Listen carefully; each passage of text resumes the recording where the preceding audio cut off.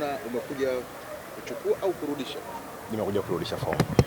Umekuja kurudisha fomu ya mzee au wewe mwenyewe? Nimekuja kurudisha fomu ya mzee Dr. Mbete Mshindo Msolla. Mimi ni mwanae, naitwa Mshindo Msolla, pia ni mtoto wa kaka yake mdogo wake. Leo tumeona ni siku sahihi na siku yenye baraka kurudisha fomu ambayo alishaichukua, na leo ndio siku yake tumekuja kurudisha. Labda fomu umechukua na kurudisha, unaona imekamilika kwenye kila kitu? Maana kuna mchakato wa mambo ya endorsement. Wewe umefanikiwa au daktari amefanikiwa? Niwahakikishie wadau, wapenzi na Watanzania wote kwamba Dr. Mbete Mshindo Msolla ni mzoefu na mbobezi wa mambo ya mpira. Kwa hiyo anafahamu taratibu za mpira, kwamba kila kitu kiko safi na kiko salama.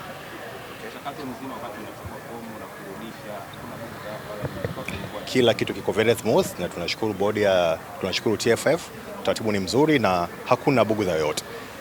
Pengine kilichopelekea mzee asiwepo na wewe kuchukua nafasi ya kumwakilisha ni kipi? Dr. Mbete ana dharura leo, yuko nje ya mkoa, ila mimi kama nilivyosema awali, mimi ni mwanae na ni mwanamichezo pia. Kwa hiyo nimeona ni sahihi kuja kutekeleza jukumu lake hili ambalo ni kawaida kikatiba.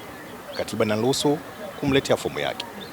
Hii sio mara ya kwanza kwa daktari kuingia kwenye nafasi nyingine za kama hii za klabu, lakini pia alishawahi kupita kwa nyuma. Labda sasa hivi tayari wake uko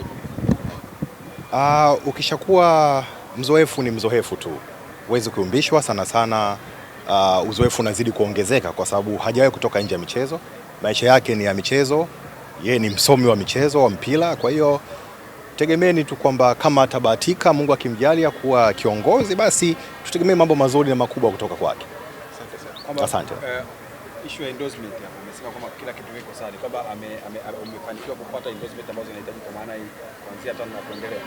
Labda niliseme tena hili kwamba Daktari Mbete Mshindo Msolla ni mbobezi wa haya mambo na anafahamu taratibu za uchaguzi. Kwa hiyo niotoe shaka kwamba kila kitu kiko sawa kabisa.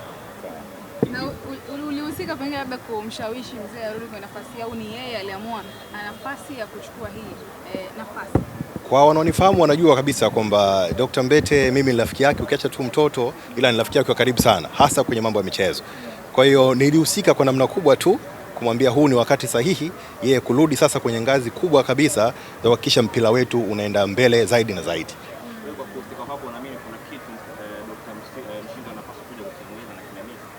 Sahihi. Kila nyakati zinakuwa zina nafasi yake. Kwa hiyo naamini daktari atakuja kubadilisha na kuongeza ama kuleta chachu zaidi kwa yale ambayo wenzake wameshaanza na kuendeleza. Mchakato umekwenda vizuri?